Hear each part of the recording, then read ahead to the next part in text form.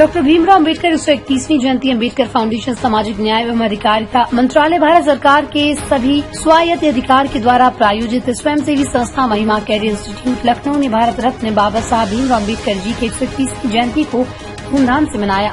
अलीगंज स्थित सरस्वती विद्या मंदिर हॉल में दिनांक 14 अप्रैल 2022 के दिन गुरुवार हमारे आदरणीय परम पूज्य डॉक्टर बाबा साहब भीमराव अम्बेडकर जी की जयंती कार्यक्रम मनाया गया।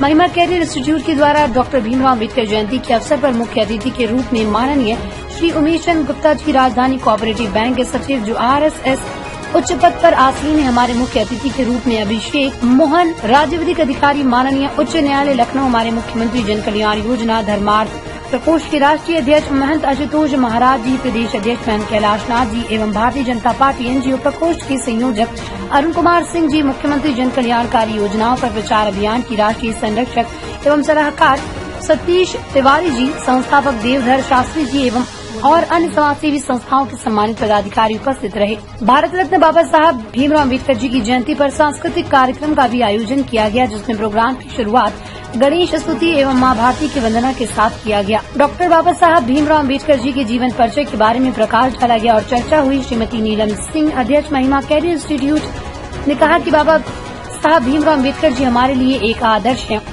उन्होंने सत्य की राह पर चलकर संविधान के साथ साथ जाति, धर्म, बाल विवाह, जात पात का भेदभाव मिटाकर देश को मजबूत और सशक्त बनाने के लिए कार्य किया है।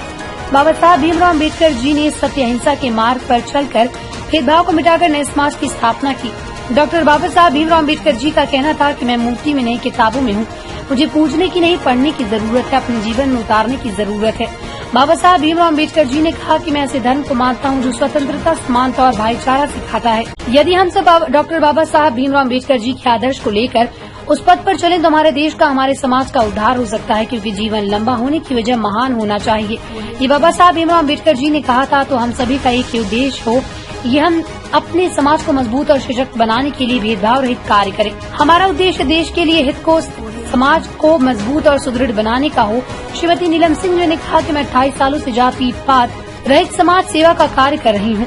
श्रीमती नीलम सिंह जी ने कहा कि देश प्रदेश समाज को मजबूत बनाने के लिए जातिवाद, भेदभाव से परे होकर कार्य करना होगा। चाहे महिलाओं की शिक्षा, सुरक्षा, सम्मान का हो या रोजगार का हो, विकलांगों के अधिकारों के लिए उनको मजबूत और सशक्त बनाने के लिए, बच्चों को नई ऊर्जा, नई ताकत के साथ अपने संस्कारों और सनातन संस्कृति का वर्णन देने के लिए हर समय देश प्रदेश समाज के लिए कार्य करती रहती हैं। नीलम सिंह जी से बात करने पर उन्होंने कहा कि देश प्रदेश समाज को एक नई दिशा देने का, मजबूत और सफल बनाने का भी संकल्पित हों और कहा कि अपने समाज को मजबूत और सशक्त बनाने के लिए बाबा साहब भीमराव अम्बेडकर के पद चिन्हों पर चलने का पूरा प्रयास करेंगी। बाबा साहब भीमराव अम्बेडकर जी के आदर्शों पर चलकर अपने मुकाम को पाएं, जिससे समाज में वो अपनी एक नई मजबूत जगह बना सके। बाबा साहब भीमराव अम्बेडकर जी के आदर्शों पर चलना, उन्हें अपने जीवन में उतारना, अपने नाम में आपने समाज सुधार का कार्य होगा। नीलम सिंह जी ने कहा कि जात पात भेदभाव मिटाकर समाज को आगे के लिए जागरूक करेंगे।